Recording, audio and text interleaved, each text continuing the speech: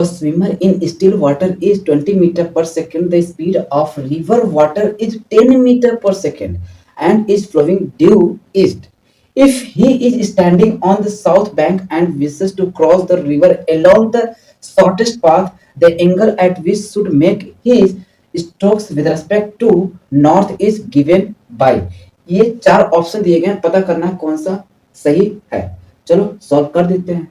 चलो मतलब कहाँ है, साउथ बैंक पे है, स्टिल वाटर 20 है, इतना ठीक। चलो तो मैं कहता हूँ कि चलो एक हमारे पास क्या है, रिवर है, तो चलो मैं ऐसा रिवर बना देता हूँ। ठीक, पानी तो ऐसे ही जाएगा, ठीक, ऐसे ही जाएगा, ठीक है भैया। अब ये देखो, अब यहाँ मैं एक बना देता हूँ ये भी, तो ये हमारा क्या हो गया, ईस्ट, ये क्या हो गया वेस्ट, ये हो गया क्या नॉर्थ, और ये क्या हो गया साउथ। ठीक, इतनी बात समझ में आ गई भैया। मैं पूरी एक एक चीजें बता दूंगा, कोई दिक्कत नहीं है, बहुत टफ नहीं है। अब साउथ में एक मान लेता हूं, यहाँ पर मान लेते हैं, यहाँ पर कोई दिक्कत नहीं, साउथ में है। तो अब जो वाटर जाएगा, वाटर तो ऐसे ही जाएगा ना, ऐसे ही तो जाएगा हॉरिजॉन्टली, तो कितना जाएगा मान लेते हैं, इसकी स्पीड कितना है, इधर से इधर 10 मीटर पर सेकेंड।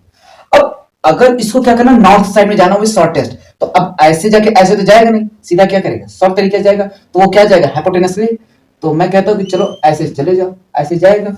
तो जब ये ऐसे जाएगा तो उसका स्पीड कितना है भैया, 20, कितना है 20, कितना है 20 मीटर पर सेकेंड, और ये वाला फ्लो कितना हो रहा है 10 मीटर पर सेकेंड। तो यही वाला एंगल मुझे बताना है, ये वाला।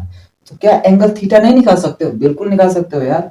तो क्या कर सकते हो, तो अब देखो ये हमारा ट्रायंगल बना, तो मान लेते हैं चलो A B C, in triangle A B सी।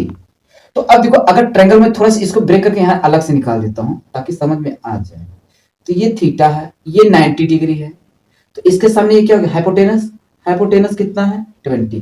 अब इसके थीटा, तो थीटा इसके सामने वाले क्या हो गया, ये ध्यान देना, एकदम बेसिक से बता रहा हूँ। तो ये हो गया क्या परपेंडिकुलर, अब बच्चा ये क्या बन जाएगा बेस।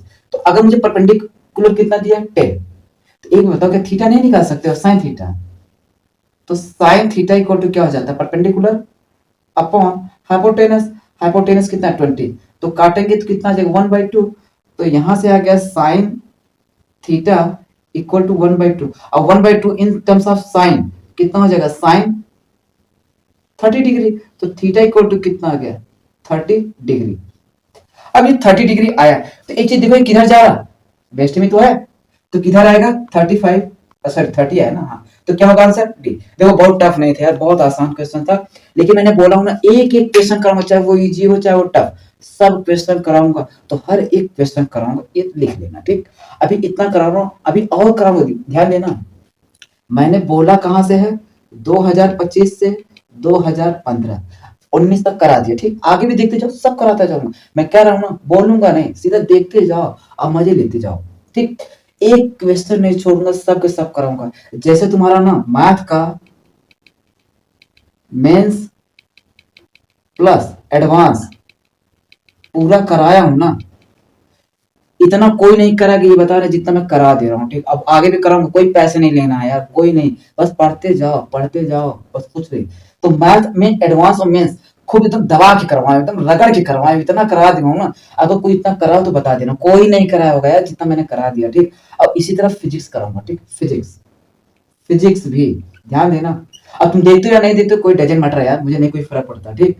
लेकिन मैं पूरा अगर कहा हूं तो करा दूंगा, ठीक। तो वो भी क्या, फिजिक्स में मेंस